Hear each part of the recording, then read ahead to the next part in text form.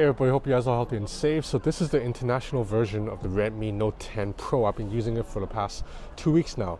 Now I have to get it out of the way. I don't know the official price of this phone at the time of me making this video, but by the time this video goes live, I'll know the price, so I'll put it in the description below. So you check down there right now, you should be able to see it. But as of right now, of me speaking, I don't know the price yet. But knowing what we know about Redmi, we know that this phone will be priced relatively low in the mid-range space. I guess we can't quite call it a budget phone, but in the mid-range space is already in the more affordable end. So I'm guessing this is going to be under $300 in Europe and probably cheaper than that in India and parts of Southeast Asia too. And what do you get for that price? You get a really vibrant 120Hz display and everything flows very smoothly. You have a 108 megapixel camera right here and a Snapdragon 732G and a 5020 mAh battery.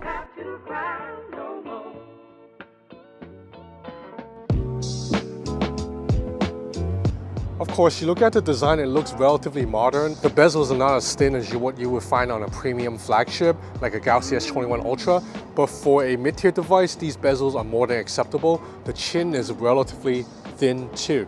Now this is the screen right now. I'm outside in the sun, overcast day. So you'll see that it's not the brightest screen around, but it's still more than visible. This is max brightness right now.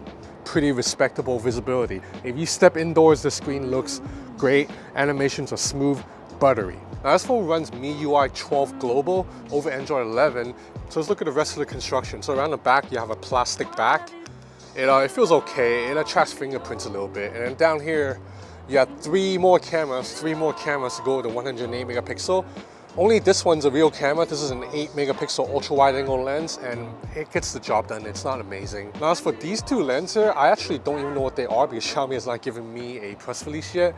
But I'm pretty sure these are another one of those like 2 megapixel, 5 megapixel macro sensor, depth sensor that are just kind of there for decoration really. Now the chassis of the phone is also made of plastic, but good news for a lot of you guys, you do get a headphone jack. The left side of the phone is mostly clean except for a SIM tray right here. So on the right side, you have a volume rocker right here and a power button that doubles as a fingerprint scanner, and it works really fast. Now around the front, this tiny hole punch houses a 16 megapixel selfie camera. Selfies turn out relatively respectable, and I like the hole punch is quite small. It really gives this phone like a almost all screen front. Alright, now let's look at the camera. So this 108 megapixel sensor shoots pixel bin photos, and during the day, photos look sharp, no complaints. And I like that when you take a picture of something up close, you actually get a really natural depth of field because of the fact that the image sensor is quite large, so you have a shallower depth of field. There's no focusing issue here. Autofocus works pretty fast. Now the ultra wide angle camera, 8 megapixel, unfortunately it's not that great. During the day right now with proper sunlight, you're still gonna get a relatively nice shot. But at night, the ultra wide angle camera completely falls apart. Details are mushy, it struggles in pulling in light, so shadowed areas are gonna be very dark. And unfortunately, there is no night mode for the ultra wide angle camera. I don't know why, but during the day it's fine. And the main camera though, it's excellent during the day and pretty good at night. Now as for video recording, you can record up to 4K 30, and there is pretty respectable EIS in this phone, meaning even handheld and you're walking and shooting, footage turns out relatively stable, but you will notice a little bit of micro jitteriness in the background as I'm walking. So it's not too bad, but it's definitely not like the most stable video. But again, considering this phone is relatively entry level, I think video quality is more than acceptable. Now, unfortunately, when you're shooting video, once again, you can zoom in, but you cannot pull out to the ultra wide angle camera. So if you want to shoot ultra wide angle videos, you have to do that separately. You cannot jump between the main lens and the ultra wide angle lens in real time in video. As a matter of fact, there's a little bit of a delay whenever you switch to the ultra wide angle camera. You see, I'm gonna tap on it right now. It takes like almost half a second. But the good thing is, Xiaomi's camera software is getting really fun. If you watch my Xiaomi Mi 11 video, you will remember that I had a lot of fun with that clone camera feature where you can basically duplicate multiple versions of a single person on camera, whether in photos or videos. And I'm happy to report that that feature is available here on this phone too. So just check this out, I'm able to capture these really fun videos, and it's really easy to do. It just takes a couple of taps and 5 seconds of holding still. But that's not all. There's also one other feature that I've been having a lot of fun with. Now apparently this is not even a new feature. It might have been around for over a year already, but I just found out about it on this phone, and that is the ability to edit how the sky looks in your landscape shot. So I'm going to show it to you in real time right now. So as I mentioned, today is a little bit of a gloomy, overcast day. So I'm gonna take a picture of the sky. Okay, so this is the shot I just took. So you notice the sky is a little bit gloomy. You know, it's not the most photogenic day, but you can change that by going to the photo album app, tap on this edit icon, go to sky right here.